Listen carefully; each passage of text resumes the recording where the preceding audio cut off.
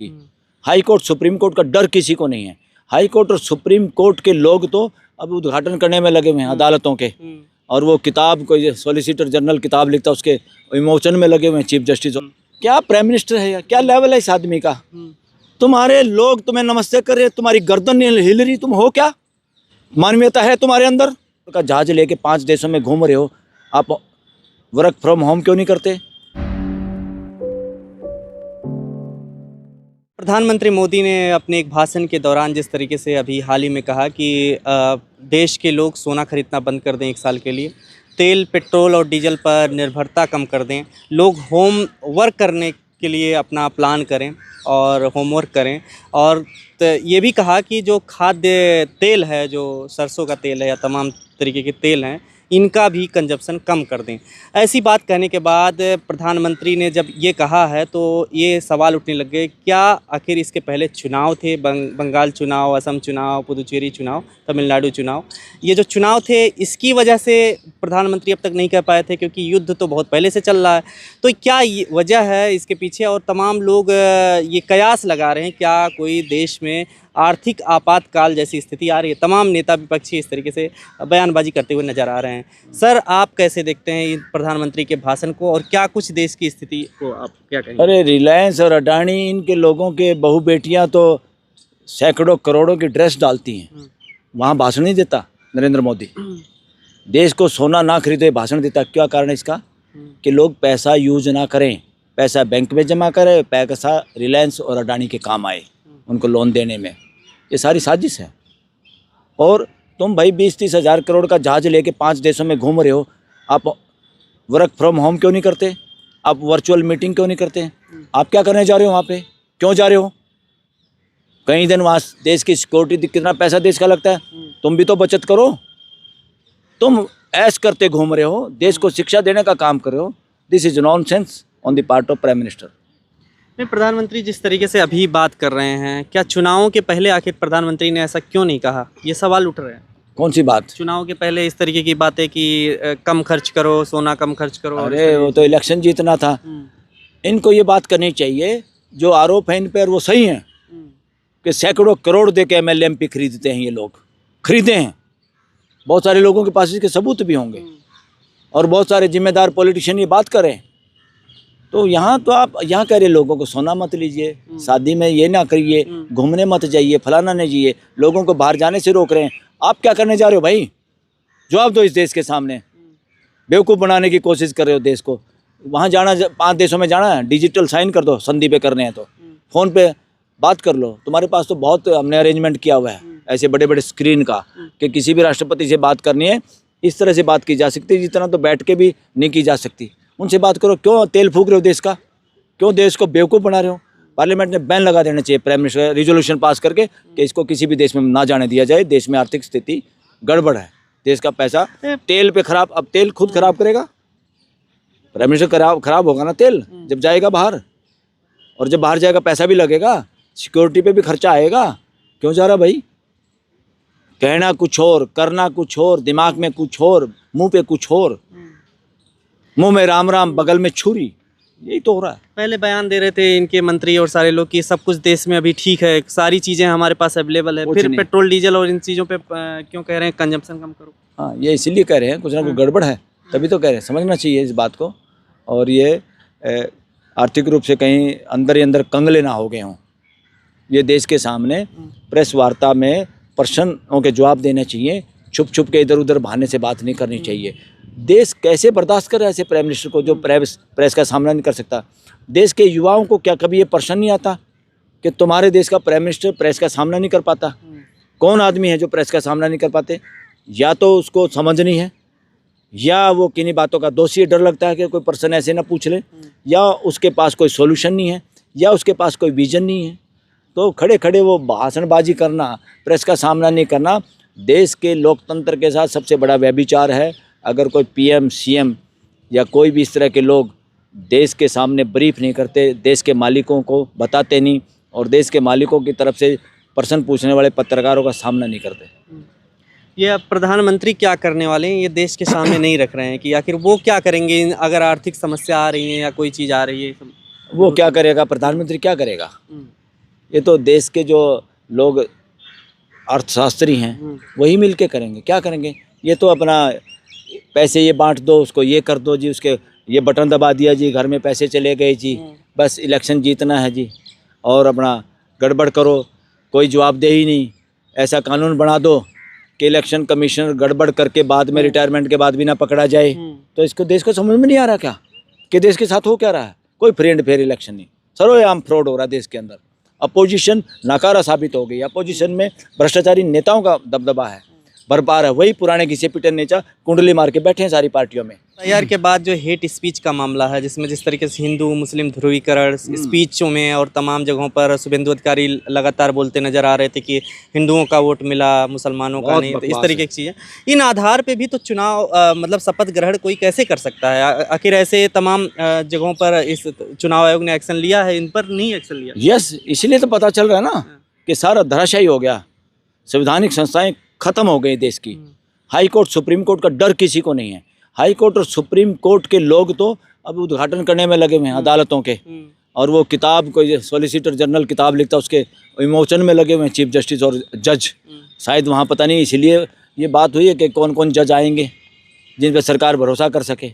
ये जज तो हमारे अपने हैं, बाकी गैर हैं। ये बहुत चर्चाएं चल रही हैं वकीलों के अंदर। ममता बनर्जी ने इस्तीफा नहीं देने की बात कही, उसके बाद उन्होंने ट्विटर पर अपने प्रोफाइल में अपडेट किया है कि chief minister of West Bengal 15, 16, 17 विधानसभा। उन्होंने पूर्व मुख्यमंत्री अपने आप को नहीं लिखा। क्या इसके पीछे कोई बहुत बड़ा कारण हो सकता है? वैसे नहीं लिखा, उससे अब क्या फ़ायदा है इन बातों का। वो पूर्व लिखें ना लिखें, मगर विधिवत चाहे किसी प्रोसीजर का, लॉ का वायलेशन हुआ है, मगर प्रैक्टिकल में तो एक हो गया ना कि उनको एमएलए को शपथ दिला देंगे, मुख्यमंत्री ने शपथ ले ली और ये सारे काम हो रहे हैं ना। उसको तो चैलेंज नहीं किया उसने शपथ को चैलेंज नहीं किया, उसने किसी गठन पे चैलेंज नहीं किया। इन चीज़ों का अगर गलत हुआ तो इनको गठन को भी चैलेंज करना चाहिए। आगे चैलेंज कर सकती हैं आपको लग रहा है, या फिर? हाँ, क्यों नहीं, करने से कौन रोकता है, करना ही चाहिए। शुभेंदु अधिकारी का एक वीडियो जो अभी हाल ही में वायरल हो रहे थे, प्रधानमंत्री ने खुद कहा था जब घोटाले में जो पैसे लेते हुए नारदा घोटाले में, अरे इस देश का सिर शर्म से झुक जाता है। जो आदमी जिस पे आरोप लगाता है उसी को गले लगाता है। वॉशिंग मशीन से जिनके घरों में ईडी के छापे मरवाते हैं उन्हीं को फिर मंत्री और सीएम बनाते हैं, तो देश का बेड़ा गर्क तो हो ही गया। और जो लोग अभी भी तालियां पीटने में, अंधभक्ति में लगे हुए हैं, वो देश की दुर्दशा के लिए जिम्मेदार होंगे, इस देश के बंटवारे के लिए जिम्मेदार होंगे। इस देश में जो मानसिकता जहरीली जातिवाद और रिलीजन और धर्मवाद ये जो चल रहा है, इसके लिए जो भी आज प्रेजेंट की घटनाओं की वजह से प्रेजेंट में अगर हम गलत काम करेंगे, गलत काम का साथ देंगे, तो हमको या हमारी पीढ़ियों को भुगतना होगा। जितने आज लोग गलत काम का साथ दे रहे हैं, गलत काम के नारे लगा रहे हैं, उन सब के बच्चों को, सबकी पीढ़ियों को भुगतना होगा, ये हिसाब किताब ब्याज के समेत। सुप्रीम कोर्ट एक सल्यूशन है जहां से मिल सकता है, जहां से होप है जनता में। आप कह रहे हैं होप नहीं है, होप नहीं है, मैं होप नहीं है, क्लियर बता रहा हूं, कोई होप नहीं है। कोई होप नहीं है, मजबूरी है। सुप्रीम कोर्ट से देश को कोई होप नहीं है, मजबूरी है। तो फिर अब आखिर रास्ता क्या बचा है? रास्ता है भाई, सुप्रीम कोर्ट के भरोसे देश चल रहा है क्या? चलेगा क्या? सुप्रीम कोर्ट इमरजेंसी में लंबी लेट गई थी। आज के हालात ऐसे हैं कि सुप्रीम कोर्ट से लोगों को उम्मीद नहीं है। तो देश की अदालत है भाई, देश की अदालत में जाना जरूरी है, देश को समझाना जरूरी है, देश को साथ लेकिन एक लंबी श्रृंखला चली, लोगों के बयान आए, विपक्षी नेताओं को एकजुट करने की बात हुई, लेकिन क्या आगे प्रक्रिया हो पा रही है? अरे भाई, भ्रष्ट लोग इकट्ठे नहीं हो सकते। वो डर में तो इकट्ठे हो सकते हैं, मगर आज डर में वो सारे के सारे चुप हैं, क्योंकि सत्ता में जो उनसे भी ज़्यादा भ्रष्टाचारी लोग बैठे हैं, मगर वो सत्ता उनके पास है। इस वजह से वो दूसरे भ्रष्टाचारी लोग जो खाए पिए अपोजिशन के लोग भी बैठे हैं, इसलिए तो जनता की अदालत में नहीं जा पा रहे। जनता की अदालत में सिर्फ वही पॉलिटिकल आदमी जा रहा है जिसने पैसे नहीं खा रखे। हरियाणा में जनता की अदालत में कौन गया है? एक नया लड़का है, Vijendra Singh, MP, IAS officer भी रहा एक, वो गया जनता की अदालत में। वो बीजेपी में भी था, गलत जगह पे था उस वक्त, गलत वो उसमें लोग वो कर रहे हैं कि भाई जब किसानों पे आंदोलन साहब मौके पे नहीं थे, उनके साथ थे। मगर आज उसने अपोजिशन में जाके भी बीजेपी की अपोजिशन करना और पदयात्रा निकालना, ये बहुत हिम्मत का काम है। वही कर सकते हैं जो पाक साफ हैं। देश में जो भी आंदोलन कर रहा है इस वक्त या बोल रहा है, ये वही लोग हैं जो कहीं ना कहीं किसी भी स्थिति का सामना करने के लिए तैयार हैं, और यही लोग इस देश के परिवर्तन के लिए जिम्मेदार होंगे। इस देश में फिर दोबारा से इस देश को जोड़ने का कोई काम करेगा तो वही करेंगे जो आज के दिन और पिछले इन सालों में लगातार बोल रहे हैं, आवाज़ उठ रहे हैं। इन लोगों को इकट्ठे होने की जरूरत है। पॉलिटिकल इस तरह के लीडरों को इकट्ठे होने की जरूरत नहीं। भ्रष्ट लोगों को इकट्ठा होने से कोई फ़ायदा नहीं और ज़्यादा नुकसान होगा। तो नए लोगों को सामने आना चाहिए और उन सारे लोगों को मैं तो कह रहा हूँ एक मेन फ्रंट बनाना चाहिए अब देश के अंदर। मेन फ्रंट, पहले कहते थे थर्ड फ्रंट। नो, बीजेपी देश को डरा रही है। बीजेपी में बोलने का अधिकार और कम हुआ है। कांग्रेस उसका पूरा सामना नहीं कर पा रही। तो मायने में सही में क्या जरूरत है फिर? देश में असली नेशनल फ्रंट बनाने की ज़रूरत है। नंबर 1 फ्रंट बनाने की ज़रूरत है जो सही दिशा में काम करने वाले, देश में संविधान की व्यवस्था चाहते हैं, देश में शासन की बजाय वाकई लोकतंत्र हो और लोकतंत्र में ज़्यादा से ज़्यादा रिस्पॉन्सिबिलिटी रूट लेवल के लोगों को हो।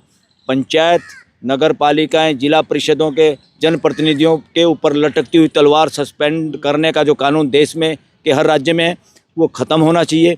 फिर देखना कोई राज्यों के मुख्यमंत्रियों और देश के प्रधानमंत्री मक्खी मारेंगे, इनके पास कोई नहीं आएगा। आज ये वो काम कर रहे हैं जो काम एक गांव के सरपंच और पंच को करना चाहिए, जो एक पार्षद को, चेयरमैन को करना चाहिए, जो एक जिला परिषद के मेंबर और पंच उसके अध्यक्ष को करना चाहिए, वो काम ये कर रहे हैं। टेंडर दिलाने का क्या, ट्रांसफ़र कराने का क्या, नौकरी लगाने की ठेकेदारी, ये सारा धंधा यही लोग कर रहे हैं।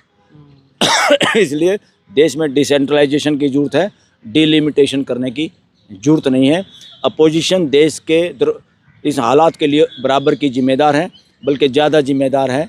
ऐसे अपोजिशन के लीडरों से भी देश को चौकन्ना होना चाहिए। इनको बार बार मौका देने की ज़रूरत नहीं है। नए लोग इकट्ठे हों, इनको पुराने घिसे पिटों को इकट्ठा करने की ज़रूरत भी नहीं है। देश को इनकी कोई ज़रूरत नहीं है। बीजेपी में क्या लोकतंत्र है आपको लग रहा है? जिस तरीके से स्मृति ईरानी की फ़ोटो आई, एक वीडियो जिसमें बार बार हाथ जोड़ रही हैं और वो उपेक्षा की शिकार हो रही हैं, ऐसा लोग कमेंट करते हुए नजर आ रहे हैं।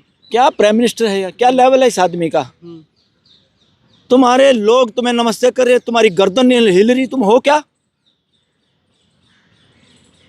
मानवीयता है तुम्हारे अंदर? कोई आदमी सामने आके इस देश का कोई भी नागरिक हो, चोर उचाको कोई भी हो, नमस्ते करे, नमस्ते का कैसे अभिनंदन करेंगे? नमस्ते में कोई रोष है तो उसको बताइए। मगर इस तरह के मंचों पे देख लिया ना, ज़्यादातर किस तरह से हाथ जोड़े थे, जैसे भिखारी खड़े हैं, जैसे डरे हुए खड़े हैं, और पैर इस तरह पकड़ रहे हैं जैसे वो राजा बना दिया इन्होंने प्राइम मिनिस्टर को। ये सबसे कमजोरी है इस देश की। कुछ भी थोड़ा सा हो उसके पैरों में लेट जाते हैं। पहले तो ये रिलीजियस लोगों के लंबे पैरों में लेटते हैं नेता लोग, फिर नेताओं के ये छुट भैये नेता लेटते हैं, और वर्करों को, नई पीढ़ी, नई जनरेशन को गुलाम, मानसिक गुलाम बनाने में ये लोग जिम्मेदार हैं जो पैर पकड़वाते हैं इस देश के अंदर। और जैसे देखा है आपने स्टेज पे कौन कैसे पैर पकड़ रहा है, ये षड्यंत्रकारी पैर पकड़ने वाला भी और पकड़वाने वाला भी। इससे देश गलत दिशा में जा रहा है। उसी पुराने डर्रे पे खड़ा हुआ है और नारे लगते हैं हमारा नेता कैसा है। इस नारे को दफन करने की जरूरत है। ख़त्म करो इस नारे को। हमारे देश, ये नारा नहीं हमारे देश का नेता कैसा हो, अब तो नारे ये चाहिए हमारे देश की व्यवस्था कैसी हो, मानवीय व्यवस्था हो। हमारे देश की व्यवस्था किस पे आधारित हो? संविधान पे आधारित हो। इन नारों की जरूरत है। इंडिविजुअल को महामंडित करना, ऐसे ही जैसे ढोंगी को महामंडित करना, ऐसे ही पॉलिटिशियन को महामंडित करना बराबर के काम है। ये दोनों महामंडित हुए व्यक्ति देश और दुनिया के लिए हमेशा खतरा साबित हुए। खबरों में बने रहने के लिए फोरम 4 को सब्सक्राइब करें और नोटिफिकेशन पाने के लिए बेल आइकन दबाएं।